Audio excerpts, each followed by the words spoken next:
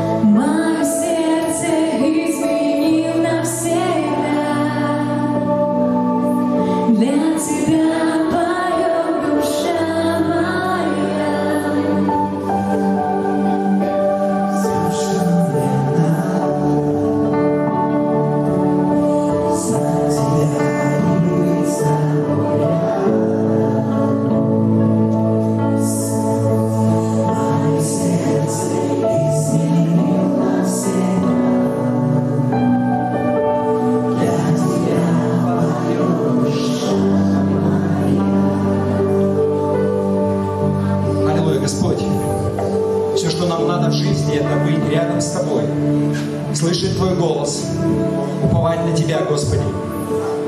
Аллилуйя! Аллилуйя! Бог достоин всей славы. Давайте воздадим Ему аплодисменты. Аллилуйя, Господь! Вся слава Тебе! Мы поклоняемся Тебе и мы славим Тебя. Ибо Ты велик, Ты Бог, и Царь царей. Аллилуйя, Господь! Аллилуйя! Мне всегда хочется сказать, что это вся слава Тебе. Огромное спасибо прославлению. И вы не садитесь, давайте мы сразу помолимся. Я поведу вас в молитве, как мы это обычно делаем. Мы помолимся за все наши нужды, за церкви, за власти. Аллилуйя, Господи. Отец, мы приносим перед Тобой прежде всего наших братьев и сестер в церкви, кто сейчас заболел. У нас есть много людей, у кого есть симптомы опять от ковида. И даже те, кто уже болел повторно. Мы просим Тебя, Господи, пусть Твоя рука, она будет над ними. Господи, избавь их от этой болезни.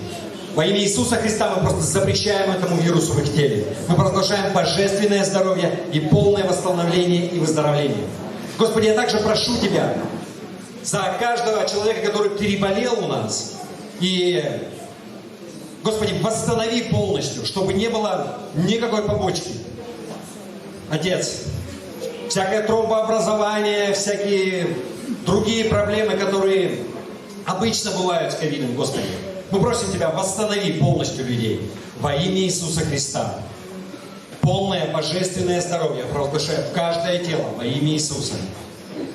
Господи, мы просим Тебя также за власти в нашем городе, в нашей республике. Господи, благослови мэра, благослови все службы. У нас сейчас горячая пора ремонта дорог.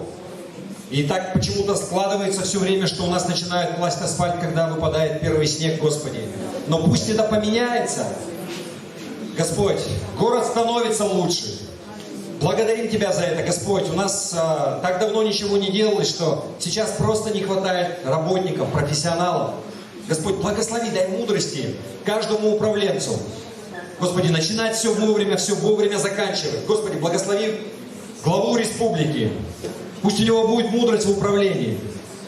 Как организовать кадры, Господь. И у нас новый мэр, Господь. Благослови его также, Господи. Пусть Твоя рука, она будет над ним.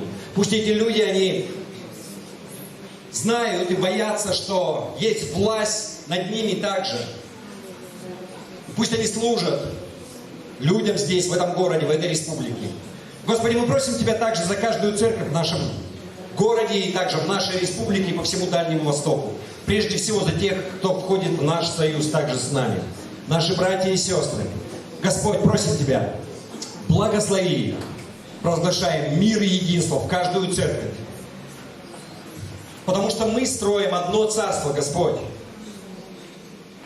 Царство небесное.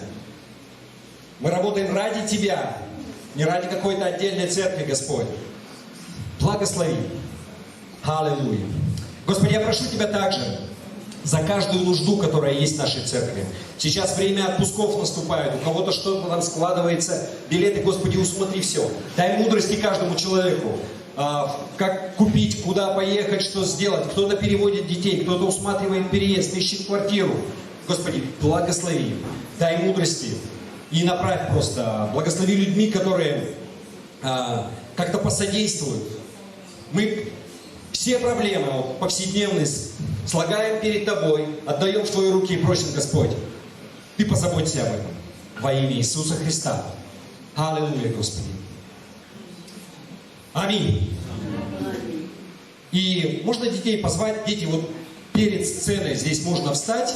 Дети, подростки, если есть беременные, можно выходить.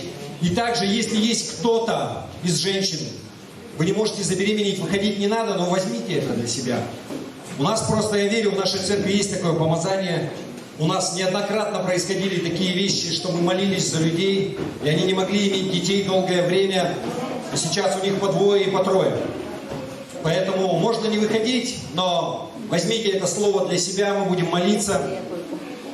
Потому что Господь нам заповедовал: плодитесь и размножайтесь. Это от Бога, это хорошо. Дети — это благословение. Аминь. И давайте мы прострем наши руки и помолимся за деток, за тех, кто здесь присутствует, а также за всех, кого здесь нет. Господи, мы благодарим Тебя за каждого ребенка и подростка в нашей церкви, кто сейчас здесь, кто вот еще поднимается, а также за тех, кого нет сейчас, за каждого подростка, кто сейчас в других городах где-то, и они были в нашей церкви. Господь, пусть Твоя рука, она будет над ними, уберегая их от зла. Господи, написано, что все мы согрешили и лишены славы Божией.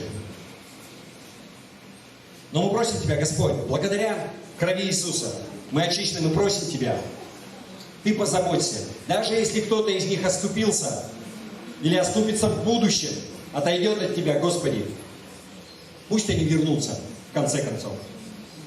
Пусть примут правильное решение, выберут добро, будут с Тобой, Господи. Мы просим Тебя о Твоем благословении. Господь, пусть Твоя рука, она будет над жизнью каждого ребенка, подростка, который когда-либо вообще был в нашей церкви, уберегая их от зла. Господи, веди их дальше по жизни. Пусть они определятся, Господи, это так важно, они сейчас определяют свою судьбу. Господь, окружи их такими людьми, которые окажут положительное влияние, которые помогут им выбрать будущую профессию, будущего супруга, такие важные решения в их жизни, Господи. Пусть они научатся слышать Твой голос, я провозглашаю это просто в жизни каждого. Они будут четко слышать Твой голос, и когда будут возникать вопросы, они будут приходить к Тебе. Зачем искать мудрости у людей, когда можно прийти прямо к источнику мудрости и получить эту мудрость от Тебя? Пусть это будет реальностью в их жизни. Господь, я прошу Тебя также о безопасности на это лето. Сейчас купалок много, разрешенных, неразрешенных, дети остаются одни. Господи, пусть они войдут в новый учебный год, живые, здоровые, целые и невредимые. Во имя Иисуса. Убереги их. И весь Божий народ сказал: Аминь. Да будет так. Аминь. Слава Богу. Ну, наверное, да.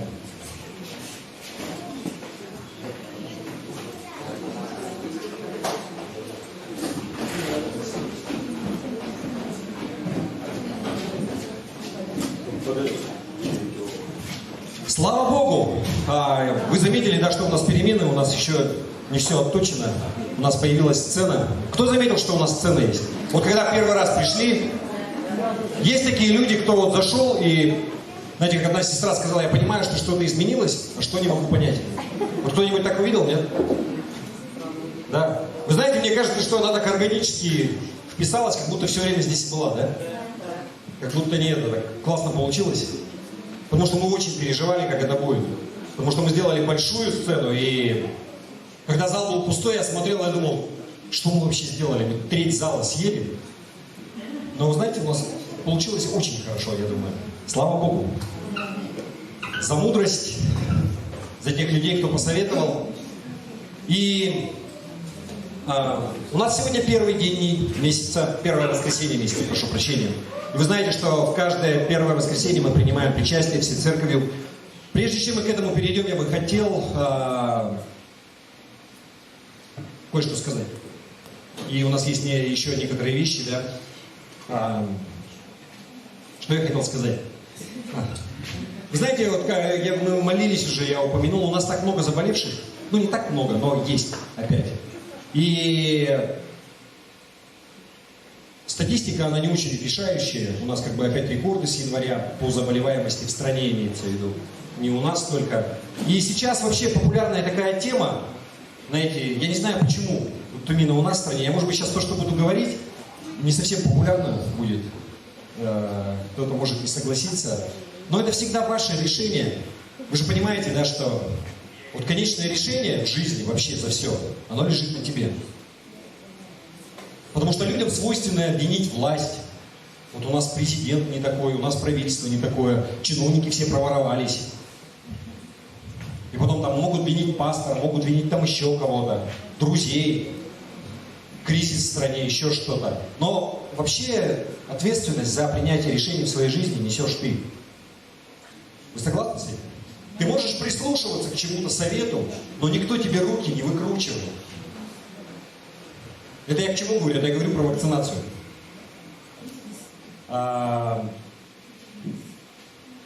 Реальность такова, что, вы знаете, вот мы вошли в такой период, вот уже просто смотря на все на это дело, у нас уже второй год, как идет вот пандемия, и результаты, они неутешительные, в том смысле, что вирус, он мутирует постоянно, да, сейчас новые штаммы появились, вот есть, может быть, кто-то поправит, дельта-штамм там из Индии, да, который, и вот те вакцины, которые были, например, в Великобритании там, и так далее, они не очень эффективные, и люди заражаются по новой.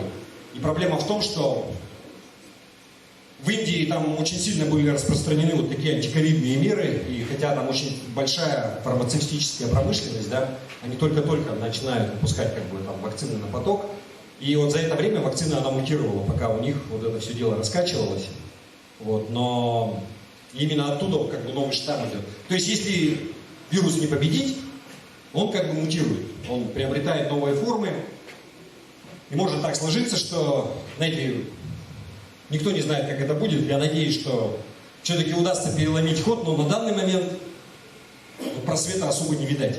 То есть, как бы, да... Я к чему это говорю? Что, вы знаете, очень популярны среди христиан также вот антипрививочные какие-то настроения. И не только среди христиан, но у нас страна вот такая вот удивительная в этом плане. Мы первые изобрели вакцину, ну, по крайней мере, зарегистрировали ее официально. И среди развитых стран у нас меньше всего привитых людей. То есть, если Штаты, Великобритания, ну, вообще Западная Европа, там больше 60% на данный момент, то в России на данный момент около 15%. Если у нас население 145 миллионов, ну, сейчас, может быть, это чуть больше, там, в процентном соотношении, это означает, что у нас где-то привилось всего 20 миллионов. В Китае на данный момент каждый день прививается 18 миллионов человек. То есть они первые достигнут такой, ну это просто у них население, вы знаете, да, 1,5 миллиарда почти. И у них там уже 400 миллионов привито. Ну не знаю. Ну это, наверное, только коммунистическая промышленность может такое сделать. Ну в смысле, знаете, в Советском Союзе даже, я думаю, у нас бы никто не спрашивал. Сейчас у нас совершенно другая реальность, все по-другому. И наша промышленность, она тоже кое-как со скрипом, но что-то делает, и слава богу. У нас сейчас есть избыток вакцин, нет людей, которые бы хотели вакцинироваться. Ну, что-то поменялось, чуть стало больше. Я к чему это говорю, знаете, много людей, для меня вообще, вот лично для меня, я ни на что не претендую. У каждого свое собственное мнение, вы принимаете решения сами. Но меня поражает уровень мракобесия. Знаете, у меня такое чувство, что мы возвращаемся в какой-то каменный век. Вот один из плюсов вот вообще советской власти, который был, я не агитирую за нее сейчас, поймите меня правильно, той страны давно нет. Но, знаете, как вот Туркменистан. То есть там было 2% людей, которые могли читать. Вот к началу, когда образовался СССР. К концу 20-х, 30-х годов грамотность населения была там, в районе 90%. И вообще в Советском Союзе не было практически безграмотных людей. Уровень просвещения вообще, знаете, вот почему, собственно, церковь вначале гнали, в том числе, да, как бы... Вы помните, да, церковь, она сожгла там, Джордано Бруно, многих ученых и так далее. Потому что, ну, не наша церковь, в смысле, вообще церковь, да, католическая церковь, в свое время. Я к тому, что победили вообще на самом деле вот какое-то мракобесие. Вы знаете, Екатерина, 18 век, в стране бушует оспа, которая выкашивает просто население. И она берет гной из оспинки, да, вот из этой, ну не она, как бы, по совету врачей, делает надрез ранки, она ложит этот гной туда и ложит там, внуку, там, Павелу. Это была первая, ну там, началась вакцинация. И вот как вы считаете, это вообще нормально было или нет? Вот таким образом она привелась. И в стране победили оспу вообще, потом изобрели там вакцину и так далее. Мы на самом деле победили так много болезней. У каждого здесь есть какие-то штучки, да, вот. Мы ставили БЦЖ, нас никто не спрашивал. Но мы победили детскую смертность, которая вот была, вызывалась вот этими всякими болезнями, я там даже не знаю их названия, потому что мы забыли, что это такое. Но раньше, как бы, дети, они болели. Мы, я не знаю, мы отправляли детей вот долгое время, например, в Амурскую область, в лагерь. Там есть энцефалитные клещи. Да? И одно из обязательных условий это была эта прививка от энцефалита. Да? Она двухступенчатая, ставится там первый этап, потом через 3 месяца второй этап, и потом как бы, если тебя даже кусает энцефалитный клещ, да, то ты не заболеваешь вот, всеми этими болезнями на протяжении там, 3 или 4 лет. И мы это делали, потому что это было требование лагеря. Ну, потому что у меня, например, есть брат двоюродный, которого, ну, он уже взрослый человек, давно мужчина, но в свое время в школе его, он в Иркутской области живет, его укусил вот клещ, и он заболел менингитом. И это такая страшная вещь, и вот он не был привит, и он справился с болезнью, но он пропустил год в школе, и, ну, слава богу, у него как бы с моторикой все нормально, и с головой все в порядке, но это было очень тяжело, и есть последствия до сих пор. Я к чему это говорю? Вы знаете, вот у нас в нашем союзе, не надо далеко ходить, есть минимум, сколько, 2 или 3 пастора, которые умерли от ковида. Это в смысле реальные люди. Вот у нас есть пастор Саша, ой, я забыл фамилию, он должен был приехать в Тынду с Уссурийска. Он умер от ковида, и вначале вот он был такой вот отрицатель ковида, и вот это тем более печально. Потом, вы знаете, вот пастор кореец из церкви в Хабаровске также, да, или тоже в Уссурийске, он умер. И у нас есть вот наша сестра Ада, да, которая прошла через ковид, все хорошо было, да, но она так тяжело переживала и болела, и вы знаете, мы ее вот похоронили, она уже умерла после. И она не умерла от ковида, но очень похоже, что у нее оторвался тромб. Вот все симптомы, которые были. Если знаешь, что тромбообразование это вот последствия вот этих ковидных вещей, ну вполне возможно, что это было спровоцировано вот этим. Кровь она густеет, образуются тромбы. И прошло больше полгода после того, как она переболела, вполне возможно это связано. И вот я просто перечислил те примеры, которые, вот они реальны, мы знаем этих людей. А нас пугает, что есть какие-то последствия от прививок. Вот какие-то, знаете, там через 10 лет будет и так далее. Ребят, до этого времени еще дожить надо. Если вы сейчас не будете прививаться, я просто, опять же, поймите меня правильно. Вот я против просто какого-то, мы настолько привыкли, я не знаю, я привык доверять докторам. Вот у нас медицина, она говорят, что она стала хуже, но вот еще какие-то проблески от той медицины, которая была построена. И на самом деле вот вирусология и вакцинология, да, у нас одна из лучших была в мире. У нас до сих пор существуют вот эти вот чумные, противочумные лаборатории по всему бывшей территории вот Советского Союза, вот, у нас еще здесь остались. У нас нет чумы, мы ее победили. Как мы ее победили? Мы ее победили за счет вот, прививок, жесткой там, я не знаю. Есть такие ситуации, которые, ну, невозможно, знаете, вот демократия, она хороша, да. Но я просто смотрю то, что сейчас творится в сети, то просто ужас какой-то. Люди с медицинским образованием прикладывают себе ложки и говорят, что вот ложка держится, она намагнитилась, потому что меня привили прививкой.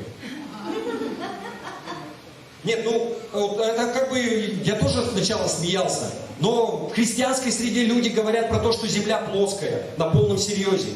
И люди это слушают. Вот просто уровень мракобесия, он настолько как бы начинает вот, продвигаться. Я не знаю, не учи в школе физику. Твоя жизнь будет наполнена чудесами и знамениями, да. Не учи в школе биологию, потом ты будешь ходить и думать, что вот там, я не знаю, тоже вот такие вещи какие-то происходят. Это вообще никак не связано с верой, вы понимаете?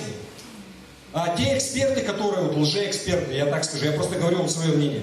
Если вы идете, вы, например, приглашаете домой сантехника, вот вы же ищете того, кто разбирается. Скажите, работу должен выполнять специалист, согласны? Почему тогда, когда вопрос заходит о нашем здоровье, мы слушаем каких-то людей, пусть они там, да, имеют какие-то регалии, пусть это даже проповедники, они там духовные, но они не разбираются в вирусологии. Какое ты вообще имеешь право вот говорить, я имею мнение. Сейчас вот как бы свежий тренд пошел. Это работники культуры, артисты, там, мое тело, мое дело. Я там против прививок и так далее. Ну, замечательно. Но зачем ты лезешь вообще? Ты не понимаешь в этом ничего. Чипирование 5G. Нас чипируют.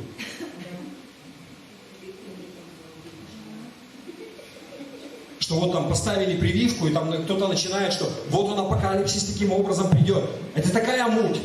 В том смысле, что вы понимаете, что вот это число зверя и всевозможные вот эти вещи, это не будет так, что вот тебе там поставили, и ты не знал, и все, и ты попал в ад потом, да, или вот ты там начал принадлежать сатане. Это будет осознанный выбор каждого человека. Ты должен будешь осознанно выбрать сам, а не так, что вот там, знаешь, ты получил какой-то паспорт, или там тебе прививку поставили, и все. Нет. Поэтому, знаете, вот как отделять зерна от плевел, козлищ от овец там и так далее. Просто не впадайте в это. И не распространяйте. У нас в группе кто-то вот начинает распространять. Вы знаете, что это вообще основание, вот призывы к неоказанию медицинской помощи, это является основанием для закрытия религиозной организации. Потому что ее могут признать экстремисткой. Мы не призываем, то есть если человеку доктора не показывают, например, операцию, мы не призываем не оперироваться, уповая на Господа, нет. Или еще какие-то такие же вещи. Кто-то может говорить, где твоя вера там, и так далее. Это отдельный вопрос, я сейчас не буду об этом говорить. Подойдите ко мне, я вам объясню. Мы верим также в докторов. Доктора, вообще медицина, это от Бога. Благодаря им мы сейчас вот ходим, у нас детская смертность, она вот за всю историю вообще человечества, смертность вообще людей, то есть продолжительность жизни, она все увеличивается и увеличивается. Вот те вот всякие всевозможные вещи, там, полиомиелиты, там, я не знаю, то, от чего там младенцы, они умирали, оно на самых низших уровнях за всю историю вообще. У нас практически все младенцы, они выживают. Даже недоношенные. Благодаря чему? Благодаря врачам. Поэтому надо иметь какое-то доверие к ним. И когда, знаете, я просто вас призываю, если вы смотрите, даже врачи, понимаете, ну, у нас на врача учатся 7 лет, да, в среднем, там, с ординатурой и так далее, это даже больше. Там 10 лет, прежде чем человек может называться врачом. И вы понимаете, что это насколько узкая специализация в каждой сфере, что вирусология, иммунология – это вообще отдельная сфера. Если более того, это нужно быть практикующим. В сети есть примеры, когда люди, они говорят об этом. Но почему-то у нас в стране нет доверия к ним. Говорят, вот мы власти не доверяем, мы там еще что-то, что люди обманывают. В стране привито 20 миллионов человек. И если говорят, что нет вот летальных исходов от этого, невозможно скрыть 20 миллионов привитых. Если бы люди не умерли как мухи, и вот начинается, вот, а через 10 лет там будет. Или еще какие-то доводы. Ну, знаете, ну не стоит того. Все хорошо? Я надеюсь, что все хорошо, я просто закончу на этом. Еще раз. Решение навсегда за вами. Но смотрите, сейчас как бы государство вводит, да, что на предприятиях должны люди быть привиты. Да, иначе, потому что ну, всегда есть риск заражения. Уже в сети там всякие карикатурки такие, знаете, вот, я смотрел, есть такая картинка, есть известная картина советская, когда люди, они въезжают в новую квартиру, там такой пионер с галстуком забегает, такая большая комната, и они такие радостные, вот они в новостройку въехали в новую квартиру. И вот современный тренд, знаете, как это, снизу надпись такая, как хорошо, что соседи не прививались. К этому идет. Нам нужно набрать какой-то, ну, знаете, вот, например, просто есть государства такие, да, вот 60, говорят, 70% нужно привиться. Но вот есть, например, государство Сан-Марино. Это небольшая республика, которая в составе Италии находится. Там население, я точно не знаю, но небольшое, вот, там 40 тысяч. Там, ну, в общем, маленькое. Понятно, что для них вот, достичь 100% вакцинации это очень легко. Вот они просто, наплевав на Евросоюз, потому что там наша вакцина, она не одобрена, и ту вакцину они еще не могли получить, ждать. Они просто заказали у нас спутник Ви там, в Италии на 40 тысяч человек, не так много. И у них 100% вакцинация. Если посмотреть вот как бы, да, на таблицу, сколько, у них нет ни заболевших, ни умерших. То есть они вот это, ну, я понимаю, что это маленькая страна. Это как район Якутска. У нас в городе больше в 3-4 раза населения, чем в этой стране. Но они победили. Это как бы ярчайший пример. Но где-то, знаете, например, вот как я говорил, в западных странах, Великобритания, вроде бы все пошло на спад, они победили. Пришел новый этот штамм. Индия — это бывшая колония Великобритании, у них очень большое авиасообщение, много перетоков людей туда-обратно. И сейчас там очень сильно он распространяется, и они даже впереди России. Если у нас там по 24 тысячи, у них там 26 и так далее, вновь заболевших. Но опять же, вот эти все цифры, я к чему вам, знаете, почему я это говорю сейчас? Меня напрягает даже не то количество вновь заболевших, но если обратить внимание, у нас никогда не было столько умерших в стране. Вот за все 1,5 года у нас было, максимум мы всегда держались, 350 человек в сутки умирало от ковида. Сейчас у нас в 2 раза больше, мы к 700 человек подходим.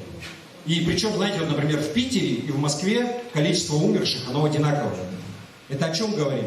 Хотя, если смотреть на вновь зараженных, в Москве там в разы больше. А вот количество умерших и там одинаково. Ну, знаете, я не очень большой специалист вот, как бы, по статистике и так далее, но если на это посмотреть, очевидно, что, видимо, в Питере все-таки проблема с тем, что, не всех, кто вновь заболел, их как бы регистрируют, они получают там ПЦР-тесты и так далее. Вот у нас брат тоже заболел, вот Василий. У него все признаки, у него там 20% одно легкое, 26% другое. И ПЦР-тест, он как бы отрицательный у него. У него нет ковида, но у него есть пневмония двусторонняя, все признаки этого. То есть понятно, что он болеет. Но официально, если у него ПЦР-тест он отрицательный, он не попадает в эту статистику. Я к тому, что вот тот штамм, хотя, казалось бы, у нас уровень умерших, он должен падать, потому что медики, они уже наработали определенный алгоритм работы, да, график, то есть они уже знают, какие лекарства помогают и так далее. Можно своевременно выявлять и так далее. Но этот уровень, он растет, поэтому берегите себя. Я понимаю, что за 1,5 года, за 2 года мы уже устали, никто не носит маски, что тоже на самом деле, не очень хорошо, наверное. Особенно в такую жару, я не представляю, как это носить. Но мы носим маски не для того, чтобы не заразиться самим, а больше для того, чтобы... Знаете, человек, который не болеет, он может быть переносчиком. Поэтому я больше не буду педалировать эту тему, чтобы вас не загрузить, но просто в ободрение хочу сказать, Бог, Он благ. У Него все под контролем. И в том числе и ситуация с ковидом. И то, что Он это допустил намеренно, есть много вопросов, может быть. Но не знаю, есть много версий на эту тему также. Вы знаете, я думаю, что одна из причин, моя личная версия, знаете, люди настолько стали самоуверенны в плане даже медицины вообще. Знаете, мы победили те болезни, эти болезни. Уже говорят, что вот там сейчас лекарство от рака у нас будет. И чего только... И есть, как бы... Если сейчас на ранней стадии многие заболевания, вот рак, например, они выявляются, очень большие шансы его победить. При помощи химиотерапии и так далее. Проблема в том, что люди, они не проходят обследование и, как правило, обнаруживают все это на последней стадии, когда только чудо от Бога действительно может помочь, а медикаментозное или операционное вмешательство, оно уже не помогает. Но побеждает. И человечество, знаете, оно такое стало задирать нос. И тут такая маленькая штука, которую даже не видно, она поставила весь мир на колени просто. Вот так все может поменяться. Это как одна из причин. Аминь. Поэтому я не хочу вас вогнать в уныние. Но если вы колебаетесь... Я привился вчера. И жена привилась, я знаю, у нас несколько людей в церкви привились. И хотя я переболел в сентябре, просто вы должны понимать, если кто-то говорит еще, вот у нас люди там привились, и они умерли, кто-то, например. Официально нигде не зарегистрировано этого. И вы должны понимать, что выработка антител, если прививаться, например, спутником, то есть первый раз ты получаешь вакцину, второй этап ты получаешь через 21 день, и через 21 день после второго этапа у тебя должны появиться антитела. То есть с момента первой прививки, для того, как у тебя появились антитела, должно пройти 45 дней. Это 1,5 месяца. Но если ты в этот период заболеешь, тут не прививка виновата, антител еще нет. Вы понимаете, да? Это просто стандартно это. Поэтому говорят, что вот у нас сейчас очередная волна, вторая, и осенью ожидают еще одну. Если ты хочешь подойти к осени, в состоянии, чтобы не бояться, ну как-то более-менее. Говорят, 0,5% вакцинированных, они все равно заболевают, но никто не переносит так тяжело. Есть еще один вариант. У нас вот брат есть в церкви, уже пожилой. Вот он привился, сдал на антитела, у него антител нету. Ему сказали, что вот вы попали в те 8% устойчивых людей, у которых антитела не вырабатываются. Для него вот как бы, ну, только сидеть дома в Москве. Как бы, потому что он входит в группу риска. Вот такое тоже бывает. Все, я тему закрыл. Как бы. Еще раз. Ответственность, да, вот за это несет каждый сам по себе. Аминь. То есть вы можете послушать меня, можете послушать людей в интернете и так далее, но в итоге каждый... Поэтому, знаете, вот подходите и спрашивайте, что мне делать? А я не знаю, что тебе делать. Ну, вот мое отношение вы слышали, и как бы я своим примером. Вот я то, что считаю для себя нужным, я сделал.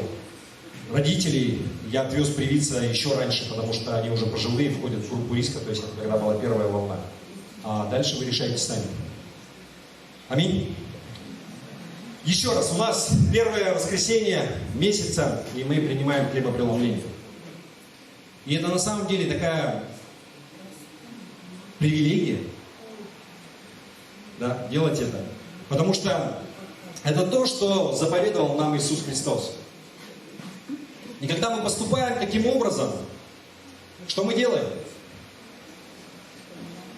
Мы в очередной раз свидетельствуем и себе, и окружающему миру, что мы принадлежим Ему. У кого-нибудь бывало такое, что вот вроде бы ты покаялся, ты получил спасение, ты получил крещение, и ты вот ходишь, у тебя начинает такое, я что-то не уверен, я вообще пойду на него. Вот если прямо сейчас Бог придет, Иисус вернется второй раз, а я получу спасение или нет? Кто-нибудь когда-нибудь переживал подобное? На задних рядах 3 смелых человека. Знаете, иногда такие мысли, они могут приходить. И знаете, в чем ответ? Вот в этом тоже. Вот это в том числе напоминание твоему разуму и свидетельство перед этим миром, что я принадлежу Христу. Я получил спасение. Бог со мной, Он не оставит и не покинет меня. Вы согласны? Делайте это в мое воспоминание. Нет других путей на небо, нет других путей к Отцу, кроме как через Христа. Я думаю, это не только единственная вещь, но в том числе, знаете, я думаю, Господь, Он предусмотрел, что человек, когда вот он один, но когда мы принимаем хлебопреломление, написано, что вы смерть мою возвещаете, да, доколе приду.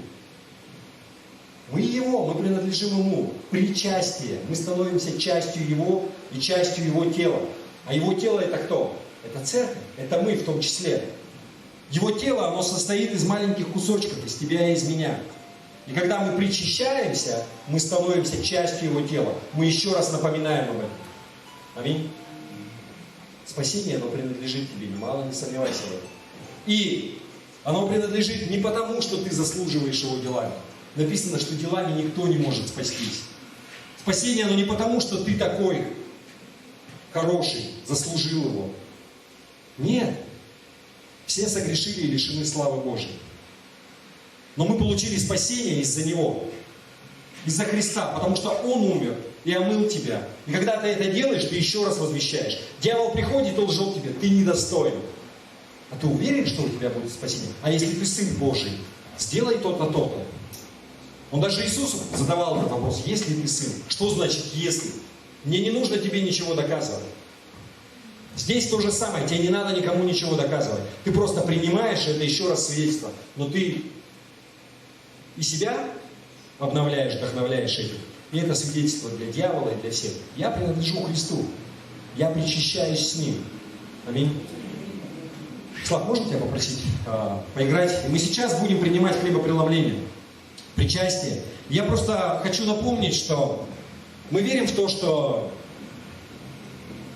причастие может принимать человек, который принял Христа как своего Господа и Спасителя. Если ты не уверовал, нет тебе в этом никакой пользы. это просто для тебя будет какой-то непонятный обряд. Поэтому, если вы крестились, если вы приняли Господа Иисуса Христа как своего Господа и Спасителя, вы можете принимать участие, хорошо? И давайте мы вот просто с этого ряда начнем. Как сделать, чтобы нам здесь не снести все это дело? Ну просто как-то аккуратно, нас не так много. Здесь же выходить, здесь же, может быть, возвращаться, и потом этот ряд, хорошо? Давайте мы поднимемся, и мы благословим и осветим этот хлеб, и это вино, этот сок. И мы будем принимать с почтением. Еще раз, что значит с почтением?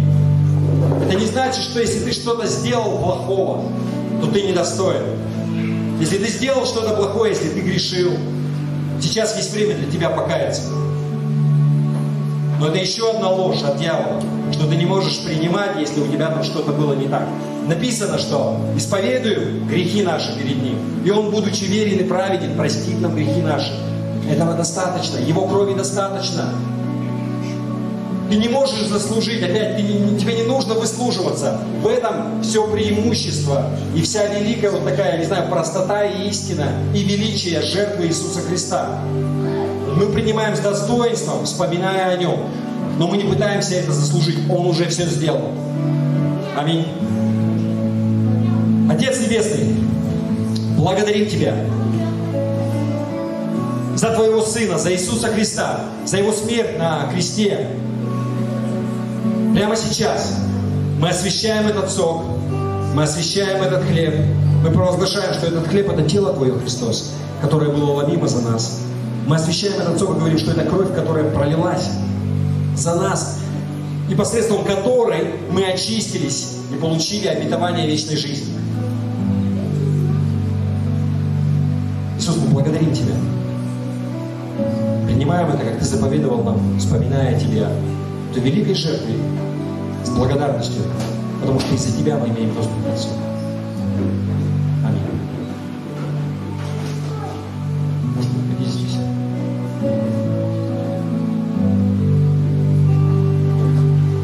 Жизнь свою отдал на кресте за мой грех, кровь свою пролил на алтарь и спас всех.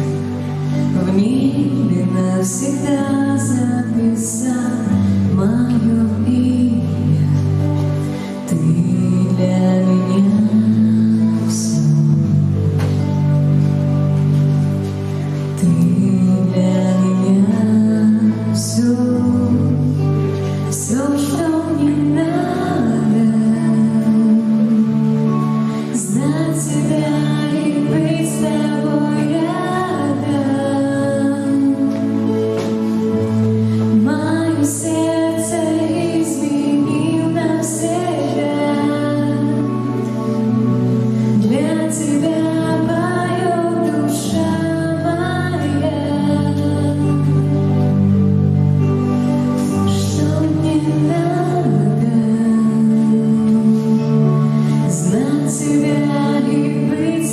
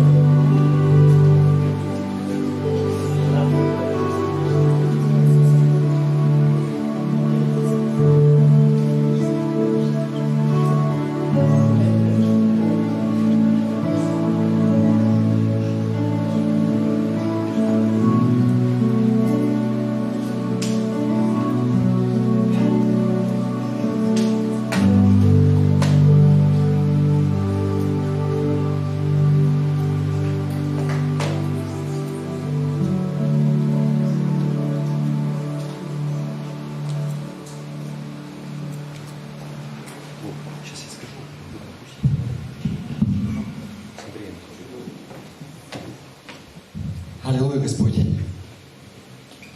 Слава Богу, присаживайтесь. Нельзя второй вентилятор зала развернуть. Можно, конечно, да. Очень жарко. Как его только развернуть? Попробуй сделать, да.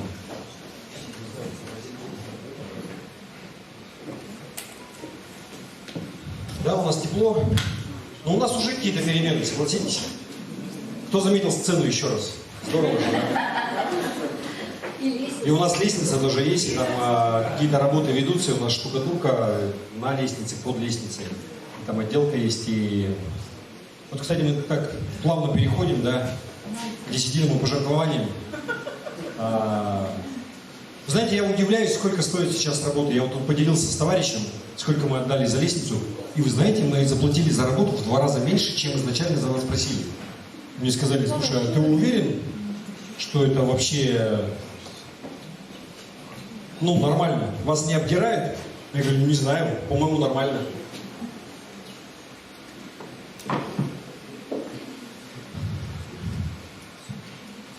Поэтому можно попросить вот как бы ведра пустить, я не это, я просто ободряю вас.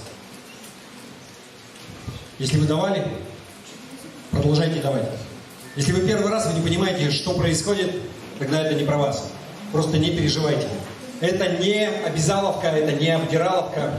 Да, мы написано, что доброохотно дающего любит Бог. И нам сейчас как никогда нужны деньги для того, чтобы, я надеюсь, если Господь устроит, мы сможем закончить вот 2-й этаж к осени, чтобы зайти, потому что у нас много планов, у нас такая чудесная сцена, и я бы хотел, чтобы у нас был сценический свет, чтобы у нас был нормальный звук, когда мы сделаем затемнение на окнах, ну, либо дождемся зимы, и у нас затемнение придет естественным образом, потому что у нас не особо светло. И у нас будет нормальный свет здесь, и нормальный звук, и ковровое покрытие на сцене, и ковровое покрытие в зале. И все будет как бы, и стены будут красивые. Мы сможем купить оборудование, и дымовую машину, и так далее. Я вам сейчас разговариваю просто и говорю, и смотрю на реакцию. Никто тут не бежит еще отсюда. Но, знаете, я получил такое вот откровение. Если мы хотим, чтобы у нас в церкви была молодежь, но у нас и формат должен быть какой-то более-менее молодежный. Потому что если мы поставим на сцену самовар и будем пить чай, то, соответственно, контингент и гармошку принесем. У нас будет соответствующий, те, кому это близко. Но для того, чтобы... Еще раз, смотрите, чтобы никто не обвинил,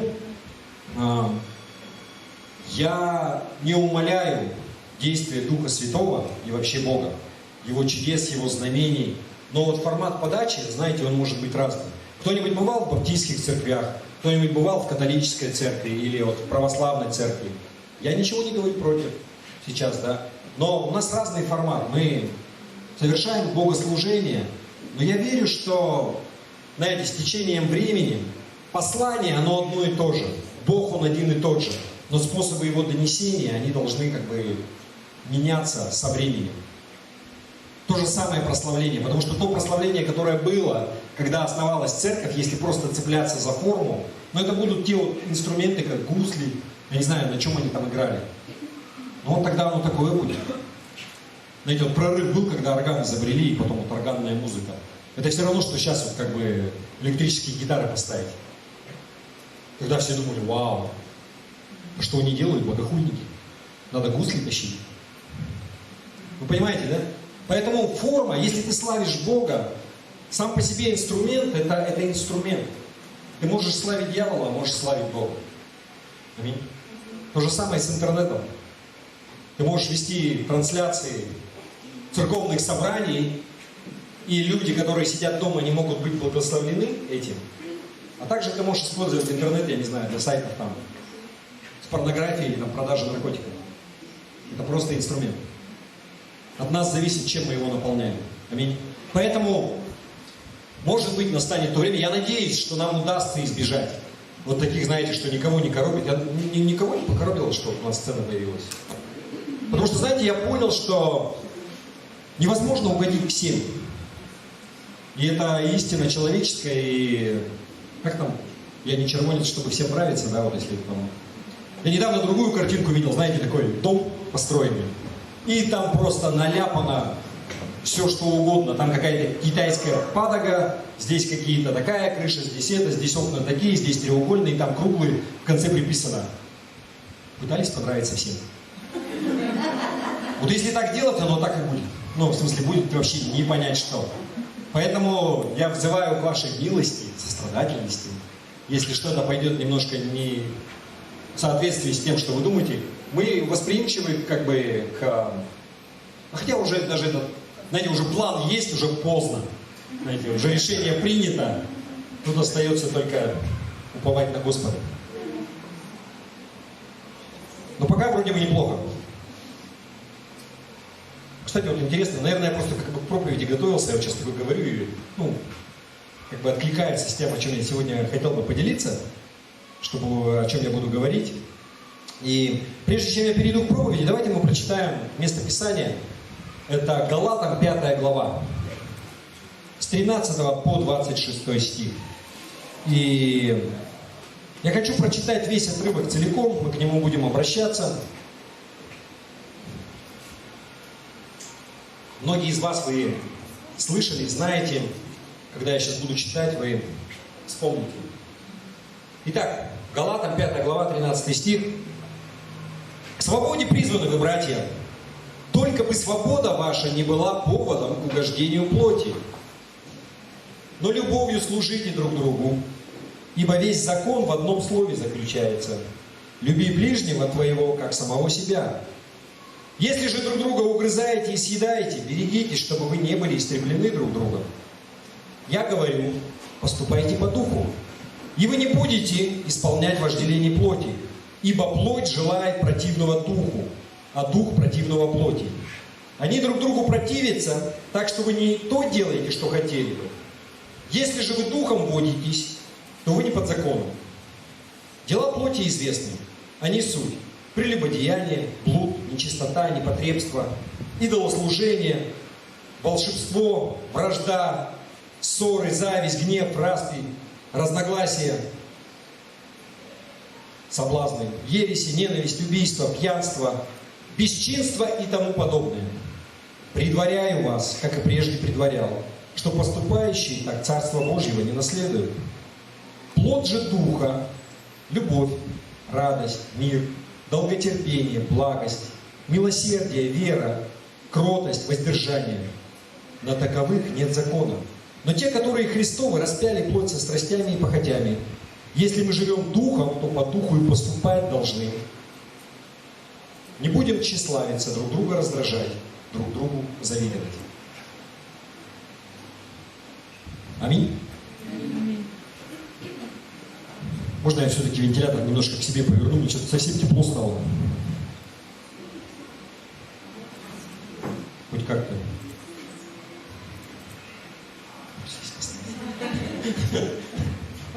Дальше делается, нет?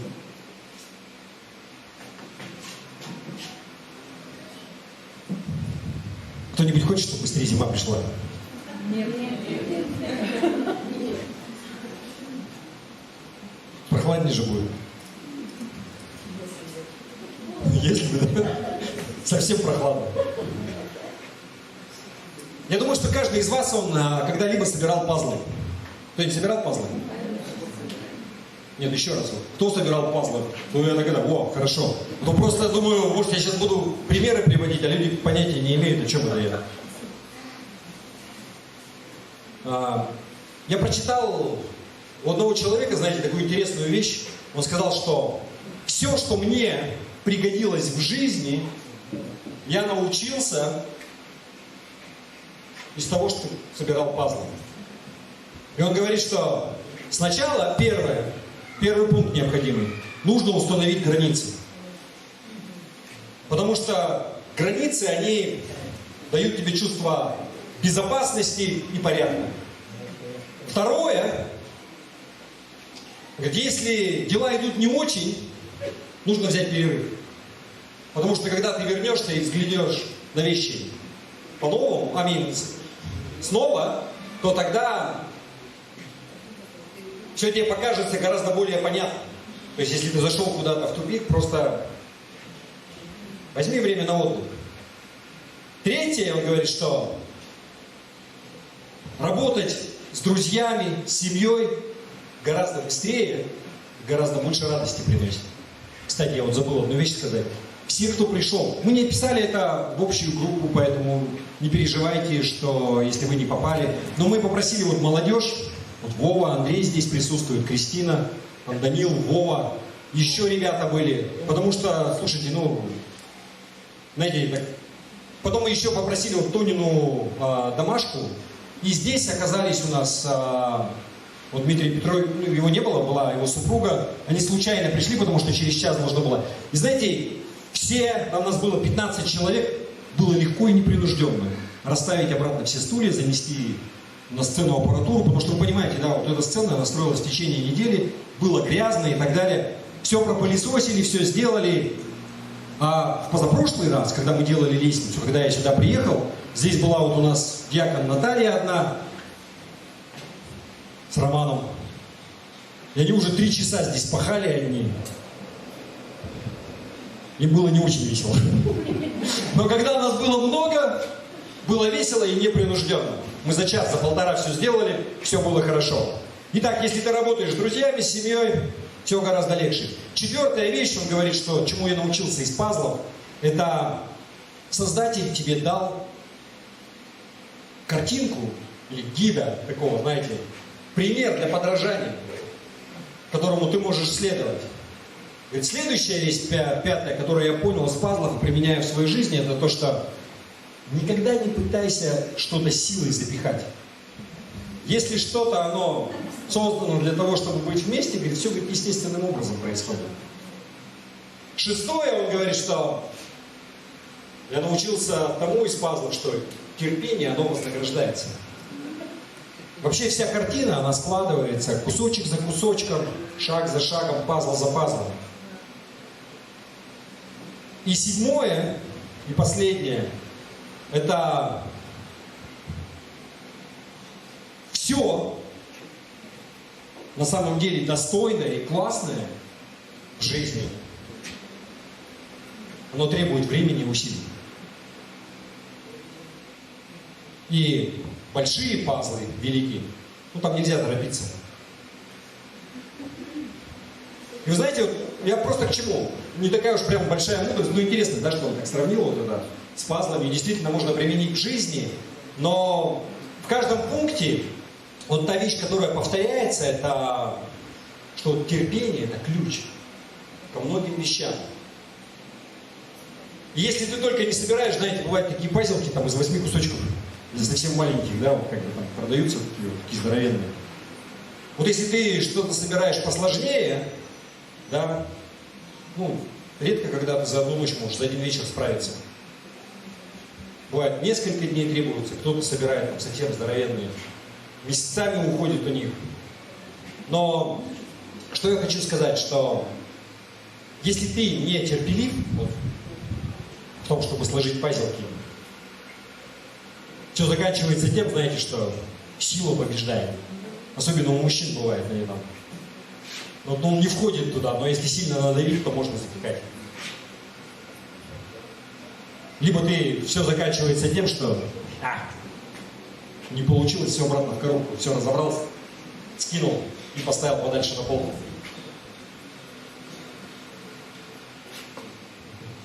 Терпение является ключом ко многим вещам в жизни. И вот то, что мы читали здесь в Галатам, да, вот это местописание, здесь говорится о том, что терпение, вот вообще вот идет там плод духа написано, да, и идет перечисление, и в том числе там перечисляется, вот, что плод духа – это терпение. И что это означает? Это означает, что христиане, водимые духом, если ты в духе ходишь, то тогда ты терпелив.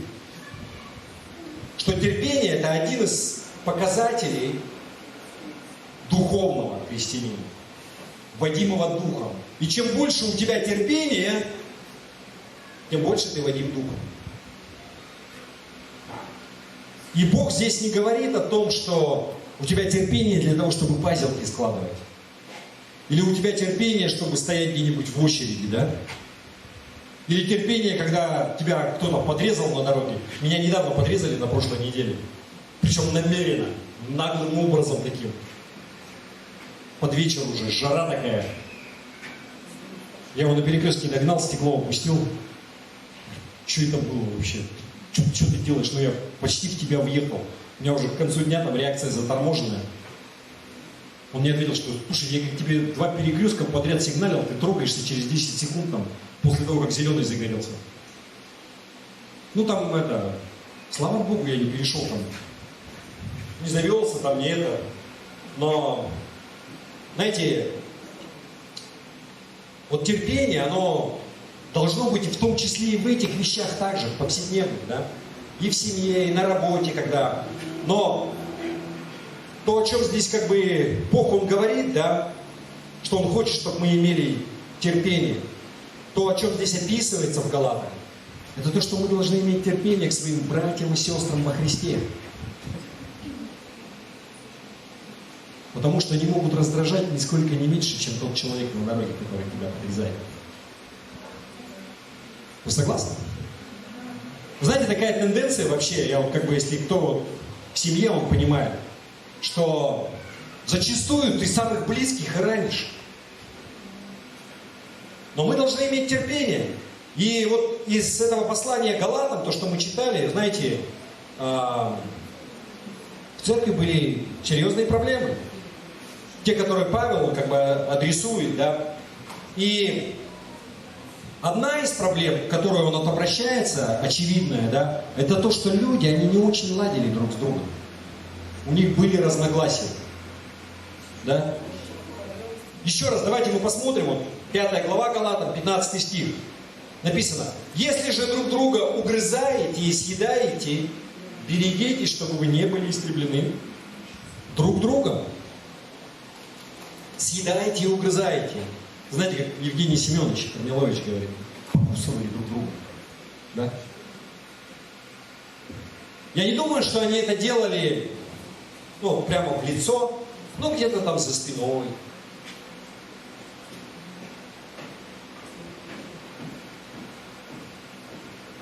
Но что я хочу сказать, что они знали, когда Павел он им говорил, что он имел в виду. Если вы друг друга угрызаете и съедаете. И Павел он здесь говорит, что вам нужно сделать выбор. Вы либо водимые духом, либо вы исполняете вожделение плоти. И потом Павел он идет дальше, он перечисляет, что означает вот эти вот греховные дела, если ты руководствуешься вожделением плоти. Да, там с 19 по 21 стих он говорит: дела плоти известны. Они суть, да, или они есть. Прелюбодеяние, блуд, нечистота, непотребство, идолослужение, волшебство.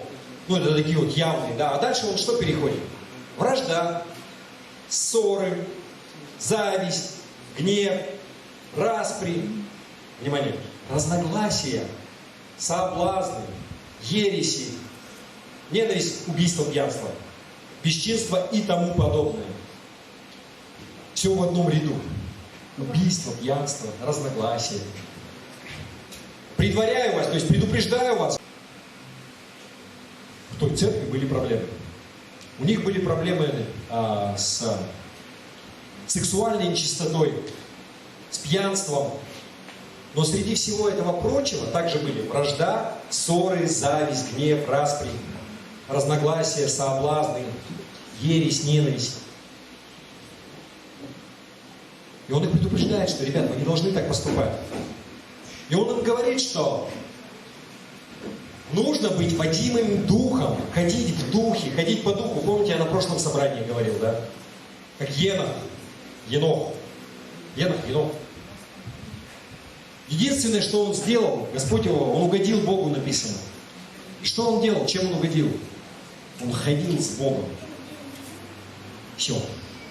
Что означает ходить с Богом? Он ходил в духе, да, он ходил по духу.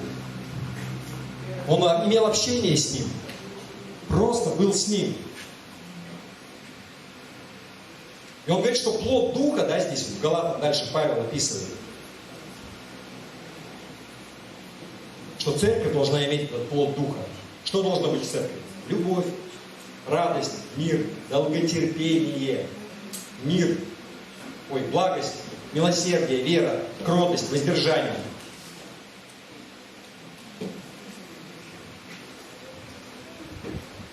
Павел говорит, что вы знаете, какой церковь она должна быть внутри. Вы сами это понимаете. Это то место, где должна быть любовь между вами, да?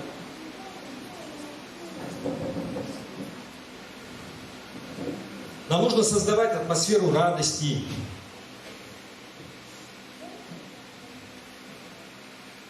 Мир между вами. То есть мы должны делать что-то, чтобы это способствовало созиданию, назиданию, миру, радости. И нам нужно для того, чтобы это делать, что нам нужно? Терпение иметь друг к другу. Знаете, насколько важно вообще, когда говорят про Царствие Небесное? Церковь – это Царство Небесное здесь на земле. Мы создаем его. Насколько важно иметь атмосферу Царства, культуру Царства. Почтение, уважение, радость, любовь. Мы именно это создаем. Поэтому если ты не способствуешь этому, водим ли ты духом? Но сегодня я бы хотел именно сфокусироваться именно на этом. Потому что это, знаете, залог, иметь терпение друг к другу. И греческое слово, которое здесь используется, это макротуми. И дословно оно означает медленный на гнев. И где-то в синодальном переводе это слово прямо один в один так и переведено. Должен быть медленен на гнев или долго терпим. Потому что здесь макро это медленный, и тумос это гнев. Должен быть медленный на гнев. В этом конкретном случае синодальный перевод переводит это слово как долготерпение. Я уже как-то приводил такую историю, реальная история в детском садике, когда дети идут на прогулку, учительница, воспитательница, вернее, в детском саду. Нянечка часть детей, она уже оделась, и один мальчик, ковыряется и ковыряется, и никак не может одеть эти ботинки свои. И она к нему подходит и спрашивает, что у тебя там с этими ботинками? Давай, натягивай, помогает ему одевать их, одела. Он такой стоит, они не на ту ногу. Она снимает с него эти ботинки, точно у него не на ту ногу. Говорит, что ты раньше не сказал? Переворачивает ему, опять их натягивает. Один, второй натянула. Он такой стоит, это не мои ботинки. Она опять с него сбрасывает, ты что молчал-то? Сняла с него ботинки, он говорит, это моего брата, меня мама заставила их одеть. Она еще раз опять ему натягивает эти ботинки, одевает пуховик, завязывает шапку. Где твои рукавички? Я их положил в ботинки. И это долготерпение, да? Но я не думаю, что у него были прямо такие злые намерения. Что нам говорит, этот ребенок, дошкольник, 5 лет, он просто незрелый. Да? Он незрелый, я не думаю, что он прямо со зла испытывал терпение. Но это долготерпение воспитательницы. Это, знаете, это реальное терпение, когда тебя уже все раздражает. Но ты все равно терпишь. Потому что этот мальчик, он всего лишь детсадовец. Дошкаленок.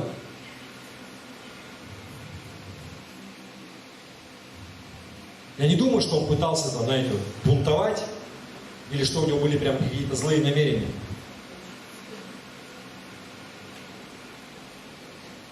К чему я это говорю? Знаете, в церкви полно людей, и они всегда обновляются, которые пришли недавно ко Христу. И они еще молодые в своей вере.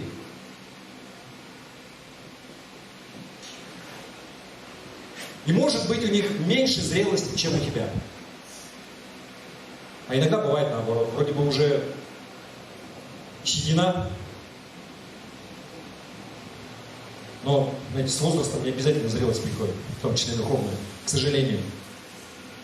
Но зачастую люди, они вот не имеют злых намерений, они хотят хорошего, да? И они не бунтуют открыто. Если это тот самый случай, тогда Бог Он призывает нас иметь терпение к таким людям, к таким братьям и сестрам. В церкви, если член церкви или какая-то группа, если у них есть злые намерения или они бунтуют открыто, тогда Бог Он призывает к дисциплине. И для этого есть пастор, есть лидеры, которые, там, старейшины, которые могут дисциплинарные какие-то взыскания вкладывать, вплоть до отлучения от церкви. У нас был случай, когда в церкви давно уже очень еще, в доковидные времена, и там, когда мы еще вообще давным-давно, у нас был случай, когда мы отлучили семейную пару. Потому что люди открыто бунтовали, в том числе. Но даже если такие вещи происходят, даже когда ты обращаешься, если ты лидер, или ты старейшина, или ты пастор, и ты обращаешься с такими людьми, ты должен это делать с любовью и с терпением. Почему? Потому что церковь, она создана из разных людей. И я говорил про пазлики совершенно не случайно. Потому что мы все, как вот эти пазлы, у нас совершенно разное прошлое. Мы вышли из разной среды. Подготовка у нас была у всех разная. Знаете, кто-то, вот он как вот эта вот граница у пазла. Края ровные, и там буквально 1-2 выемки. А кто-то, он весь настолько сложный, что и не знаешь, как к нему подойти. И куда его поместить. Вы понимаете, да? О чем я? Поэтому, потому что это правда, Ефесянам 4 глава написано следующее. Ефесянам 4 глава, 2-6 стих. «Со всяким смиренномудрием и кротостью, и долготерпением, снисходя друг к другу любовью, стараясь сохранять единство Духа в союзе мира, одно тело и один Дух, как вы и призваны к одной надежде нашего звания, один Господь, одна вера, одно крещение, один Бог и Отец всех, который над всеми и через всех и во всех нас». Вот цель Бога, как я вижу, знаете, это вот взять людей. У нас у всех разная судьба. У нас у всех разная судьба до того, как мы пришли ко Христу. Мы ходили своими путями. И она у всех отличается. И мы все сражались с разными грехами. Кто-то с одним, кто-то с другим. И Бог берет нас, соединяет вместе через спасение. И создает вот эту вот величественную картину, помещая вот эти пазлики в церковь. И когда мы кликаем друг с другом, вот мы создаем то единство и ту картину, которая угодна Богу. Вы понимаете, о чем я? Я не сильно в образом ударился. Его цель, она вот в этом. Ефесянам 4 глава дальше, да, 15-16 стих. Написано, какова наша цель должна быть. Но истинной любовью все возвращали к тому, который есть глава Христос, из которого все тело, составляемое и совокупляемое посредством всяких взаимно скрепляющих связей, при действии в меру каждого члена получает превращение для созидания самого себя в любви. Надеюсь, понятно? Ефесянам 4 глава. То же самое, 15-16 стих в новом русском переводе, чтобы было понятно. Но говоря с любовью истину, мы будем возрастать. С любовью будем говорить истину, да? Мы будем возрастать. Во всем отражая характер Христа, который является главой, благодаря которому все тело соединено и скреплено всевозможными связями, и все части его выполняют каждая свою функцию. При этом все тело возрастает и созидается в любви. Так понятнее, да? У нас всевозможные всякие взаимоскрепляющие связи. Каждый член, он выполняет свою функцию. Каждая пазлка, она занимает свою часть в картине. но общая атмосфера любви, созидания. Вот это вот важно. Вы понимаете?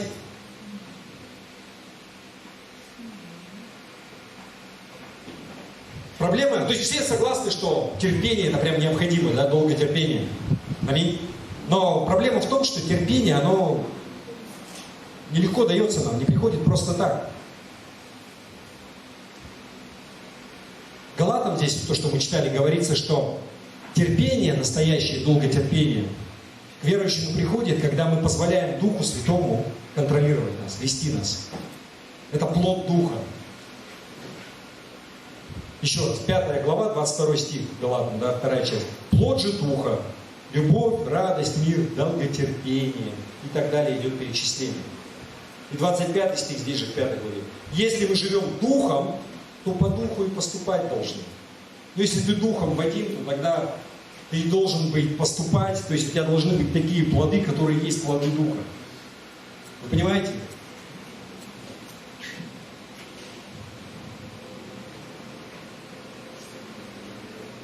Если я хочу быть таким долготерпивым человеком, каким Бог хочет меня видеть, тогда я должен позволить Духу Святому натренировать меня в этом, повести меня в этом. И как Дух Божий, Он подготавливает, тренирует меня. Самое первое, что я должен помнить, это то, что Бог был долготерпив ко мне. Я с Него должен брать пример. Послание к Колоссянам, 3 глава, 12-13 стих. Павел пишет следующее. «Итак, облегитесь, как избранные Божии святые и возлюбленные, в милосердие, благость, смиренномудрие, кротость, долготерпение, снисходя друг к другу и прощая взаимно, если кто на кого имеет жалобу. Как Христос простил вас, так и вы». Бог, Он простил тебя. Он долго терпел тебя. Он призывает тебя, бери с меня пример. Ну будь ты милостив и долго терпив к брату и к сестре к своей. Римлянам 2 глава, 4 стих. Дух здесь напоминает. Или пренебрегаешь богатство благости, кротости и долготерпения Божьего, не разумея, что благость Божия ведет тебя к покаянию. Библия говорит, что все согрешили и лишены славы Божьей. Чтобы как-то немножко взбодрить вас, у меня вопрос есть к вам. Я хочу, чтобы все подняли руки, кто действительно соответствует этому. Вот скажите, каждый из присутствующих в зале, кто себя считает несовершенным человеком? Вот если ты несовершенный человек, подними руку. У нас 1 или 2 совершенных есть. Но все несовершенные, да, мы понимаем, что я несовершенный человек. Но Бог, Он терпелив с тобой и со мной, хотя мы несовершенны.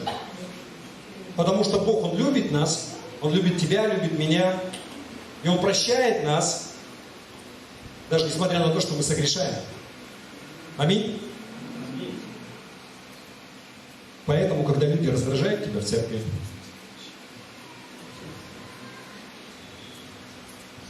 начинают гладить тебя против шерсти, мы должны подражать Богу, брать с Него пример. Как там написано, Колоссянам 3 глава, 13 стих, то, что мы читали. «Снисходя друг к другу и прощая взаимно, если кто на кого имеет жалобу. Как Христос простил вас, так и вы». У нас есть пример для подражания. Почему нас люди раздражают вокруг? Да потому что они несовершенны. Так же, как и ты несовершенен. Мы только стремимся к совершенству. Но реальность жизни, она такова, что люди, они несовершенны. И ты сам несовершенен. И ты у кого-то вызываешь раздражение. Но чем больше ты находишься в присутствии Иисуса, в присутствии Духа, тем больше ты начинаешь приносить вот эти плоды Духа. И тем больше на Иисуса ты становишься похожим.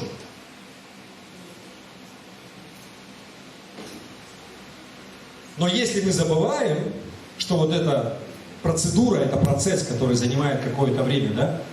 У нас может такое нетерпение появиться к человеку вот во время вот этого процесса очищения его, пока он ходит с духом, да, и он набирается этого опыта.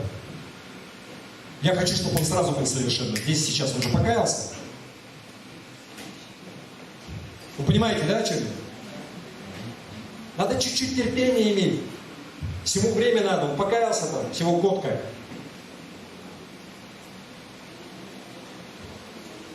Знаете, есть такая история про двух холостяков. Давно не виделись, два друга холостяки встречаются и начинают обсуждать все там. От политики, там, до футбола, там, евро начался, кто как сыграл, туда-сюда, потом там на еду перекинулись. И один говорит, слушай, мне, говорит, книгу подарили, ну, с рецептами. Вообще ничего не мог с нее приготовить. Еще там ингредиенты, да, всякие сложные, всякая там ерунда написана. Типа из французской кухни. Он говорит, да нет, слушай, говорит, каждый рецепт начинается с одной и той же фразы. Возьмите чистую тарелку.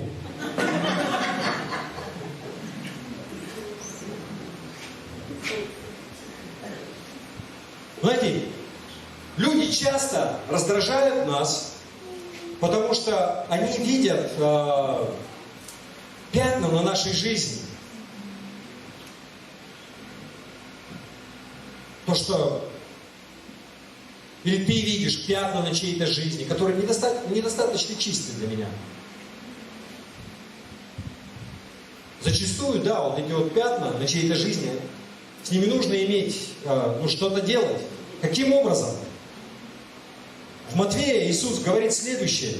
Матфея 7 глава, 5 стих. «Вынь прежде бревно из твоего глаза, и тогда увидишь, как вынуть сучок из глаза брата твоего». Кто совершенный-то у нас? Но сначала бревно из своего глаза достань, а потом пойдешь сучок там доставай. О чем это говорит? Что? Если ты видишь что-то в жизни другого человека, твоего брата и сестры, что тебя раздражает, и ты считаешь это неправильно, сначала посмотри на свое сердце. Каковы мотивы вот твоего раздражения? Может быть, вот у тебя как-то самоправедность начинает зашкаливать? Твоя личная. Или ты какое-то вот такое вот, в осуждение там подаешь. Если ты с этим разобрался, если как бы все там все хорошо, тогда уже ты потом идешь и там пытаешься исправить что-то у него, достать этот сучок. Но если ты этого не сделаешь, почему он говорит, что достань сначала бревно? Потому что если ты не посмотрел на свои мотивы, что у тебя в сердце, у тебя это бревно торчит, и ты идешь у него этот сучок достать, и ты его там обличаешь, что ты говоришь, ты просто этим бревном, которое у тебя из глаза торчит, ты его всего изувечишь и искалечишь. Вы понимаете, да? Поэтому достань сначала, посмотри на мотивы, и потом уже с таким сердцем иди к нему.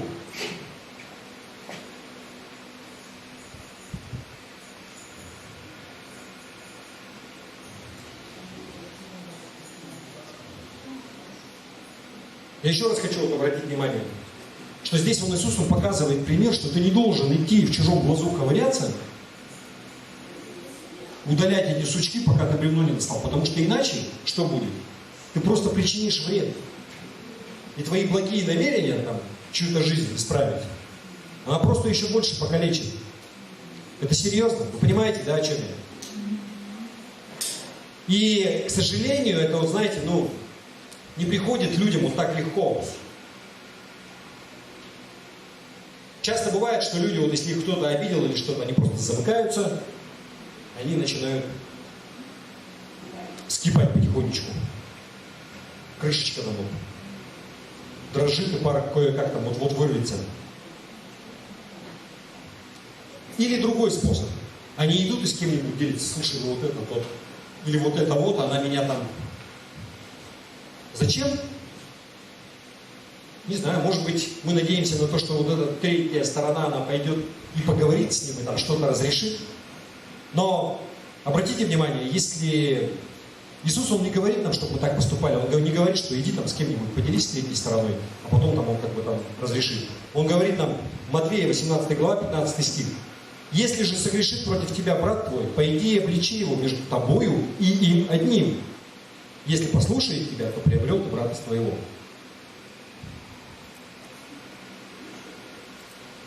Еще раз, если у тебя проблемы с кем-то в церкви, у тебя лично, что ты должен сделать? Первое. Сначала посмотреть на свое сердце, посмотреть на твои мотивы. Второе, подойти к этому человеку. И третье, поговорить с ним. С любовью.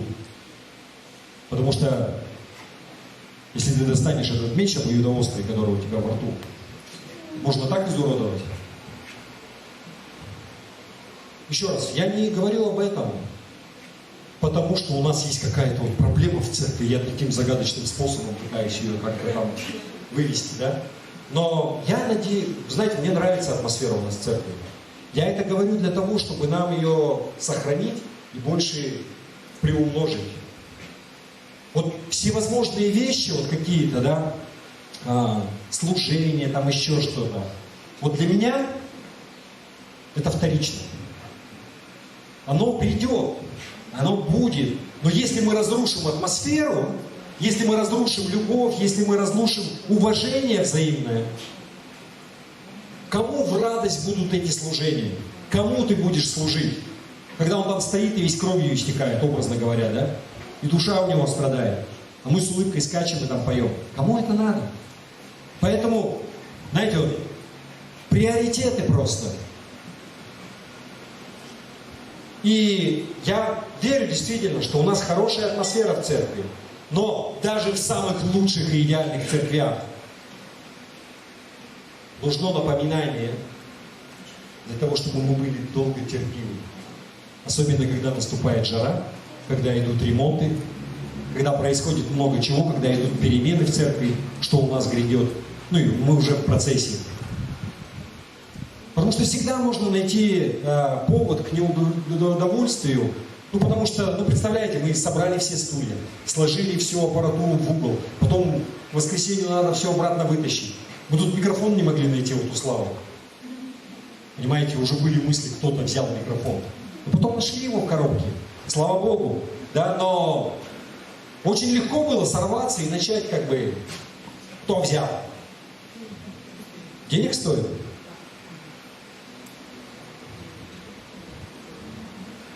Нам нужно напоминание, что мы должны быть терпеливы друг к другу. Молитва и общение. Если у тебя есть с кем-то проблемы или появится проблема, не надо ни с кем там за спиной разговаривать, какие-то плести что-то, начинать.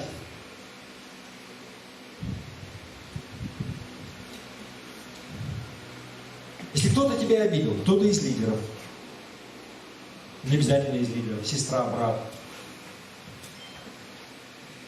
подойди и поговори об этом с ним, не с другими об этом. Вы понимаете, да, о чем я? И я заканчиваю. Все уже сварились, наверное. Мне кажется, так долго что-то собрание идет.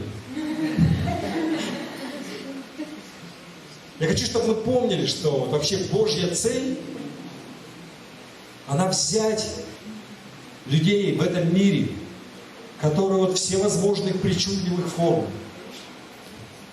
со своими прибамбахами и загогулинами, и сложить нас в одно тело, создать одну единую картину для своей славы.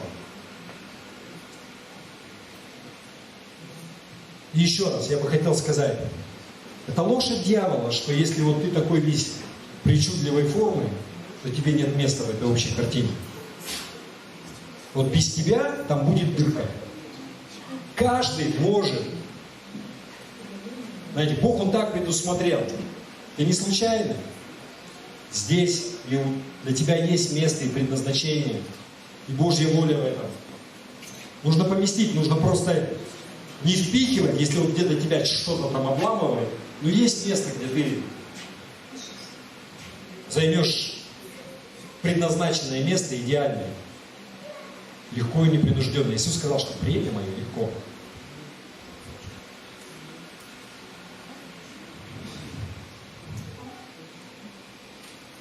Я бы хотел просто в заключение рассказать такую историю, я закончу. Я уже, по-моему, рассказывал ее, кстати, как-то.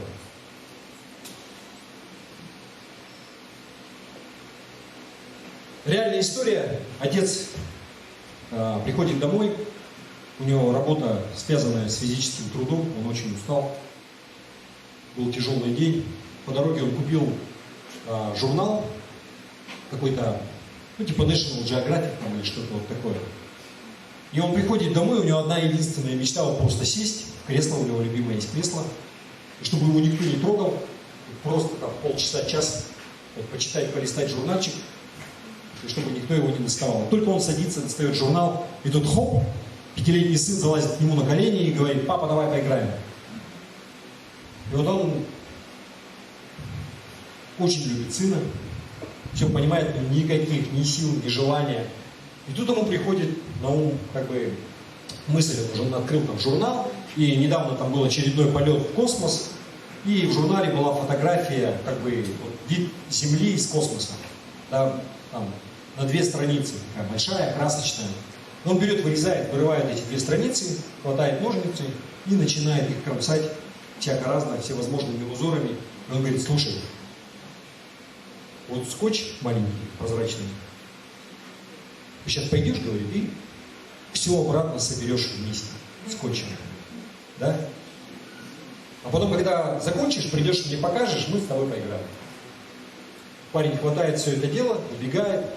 Ну, я здесь такой думаю, ну, минимум так, полчаса. Там, как бы, да, раньше не соберет. Ну, погружается там в какое-то чтение, в это состояние. И парень возвращается через 7 минут, приносит, и все собрано. И он смотрит и говорит: как у тебя так получилось-то? Потому что, ну, там, вот земля и там черное небо, а черные, ну, просто пустые квадраты, как их собрать? Как бы, да, вот там, когда они вот так вырезаны, непонятно же. Кто пазл собирал, вы понимаете, о чем я. На что ему мальчик говорит: смотри, все просто. Он переворачивает страницу, и с обратной стороны портрет большого человека. И он говорит: нужно просто собрать человека, и вся земля, она также собирается. Весь мир становится, все в порядке. Знаете, это цель в церкви на самом деле, то, что мы делаем. Нам нужно сложить всех людей вместе, и тогда общая картина церкви, она сложится. Это будет то собрание, которое угодно Богу. Потому что церковь, само собрание, вся атмосфера, она состоит из отдельных людей. Поэтому я надеюсь, что я вот так поступаю. Я долго терплю, я стараюсь. Потому что сам по себе, вот в той жизни, я был немножко другой. Ну, в том смысле, более решительный, так скажем, или более, знаете, такие жесткие решения принимал, чтобы сразу. Но сейчас как-то вот Бог, Он повел, Он мне показывает, ну, это не то место. Вы понимаете? Мы должны долго терпеть, мы должны собирать людей. И каждый человек, он стоит того, чтобы быть долготерпимым. Ради чего? Ради того, чтобы сложить общую картину. Вот туда, как пазелка, это вложится. И это будет благоугодно Богу. А мы стараемся Ему угодить, не себе. И тогда складывается вот этот вот великолепный пазл, который представляет такую яркую, хорошую картину и свидетельство силы и могущества Бога для всего этого мира. Аминь. Слава Богу. Я закончил. Давайте мы помолимся, может быть. Спасибо вам большое. Вообще, я почему-то думал, что у меня проповедь такая короткая будет. Но, видимо, из-за вот хлебопреломления и то, что я еще одну проповедь там, ну не проповедь, а спич такой додвинул по поводу вот прививок и так далее, у нас как бы затянулось. Я понимаю, что жарко, и поэтому огромное вам вообще спасибо всем, что вы долготерпимы в этом. И Господь, Он видит на самом деле. Давайте мы помолимся и...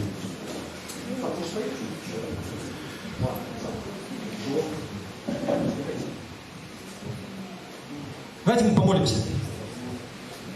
Отец Небесный, Господь, я благодарю Тебя за Твою милость и благодать вообще, за долготерпение, за любовь, за атмосферу в нашей церкви. Я прошу Тебя, Господи, дай нам ее приумножать. И если кто-то сейчас получал, может быть, какое-то обличение или какое-то руководство к действию, может быть, нужно с кем-то пойти и примириться, Господи. Вот пусть это будет в соответствии с Твоей волей. Результат должен быть вот именно мир и единство, чтобы все было в назидание, в созидание друг друга, одного другому, да, с любовью. Пусть это будет так, пусть это будет реальностью. Вся слава да будет Тебе. Аминь. Я хочу спросить, если у нас есть люди, которые ни разу не каялись, не молились молитвой покаяния, вы хотели бы это сделать, можно сюда выйти, я с вами помолюсь. Если у нас есть такие, жиру у нас нет таких. Слава Богу.